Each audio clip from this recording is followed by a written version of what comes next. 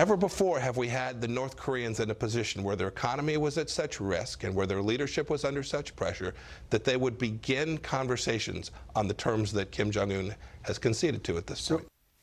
CIA Director Mike Pompeo, known for taking an aggressive stance on the situation with North Korea. So with talks between the U.S. and North Korea and South Korea at a crucial point, what could the Tillerson-Pompeo switch mean for relations moving forward? Here now to weigh in on all of this is Lieutenant General William Boykin. He's former Deputy Undersecretary of Defense for Intelligence during the George W. Bush administration and Executive Vice President of the Family Research Council. Sir, thank you so much for joining us. What do you think this change means? Thank you. I'm glad to be with you. What do you think this change means? Well, I think that Tillerson has been on the opposite side of a number of issues than our president, and I think that Mike Pompeo is a perfect choice.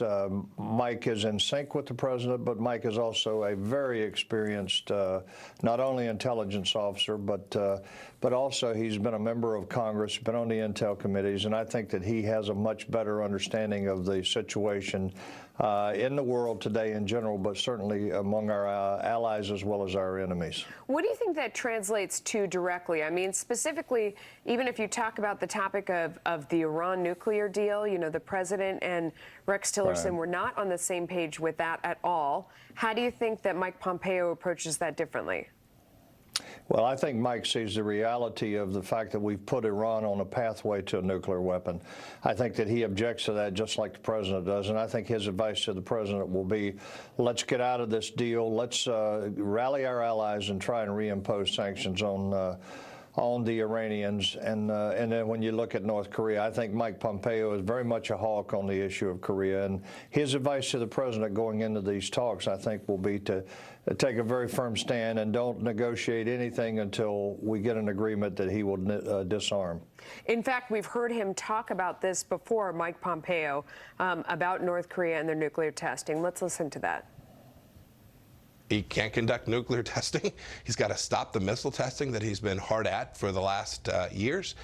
He's got to continue to allow us to perform our militarily necessary exercises on the peninsula.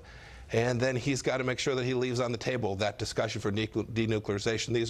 These are real achievements. These are conditions that the North Korean regime has never submitted to in exchange for conversations.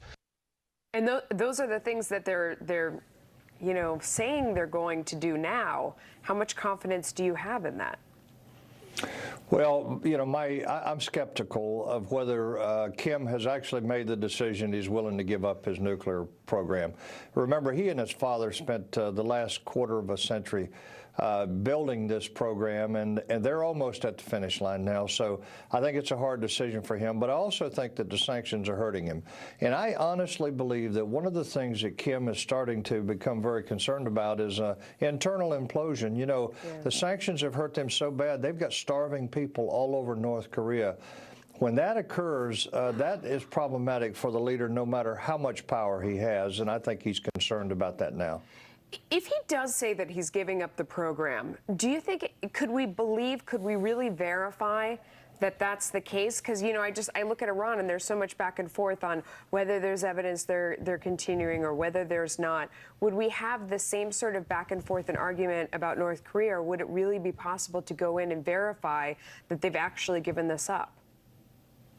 Yeah, well, I don't think that Donald Trump will do what Barack Obama did, which is Obama allowed the Iranians, as part of the deal, to do their own inspections and verify that they had done the things that were important to the, you know, complying with the agreement.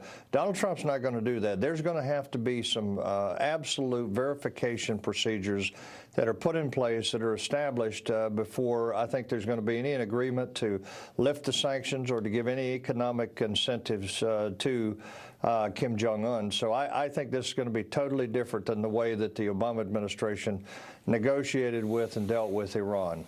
Lieutenant General William Boykin, thank you for joining us. Thank you. Glad to be with you.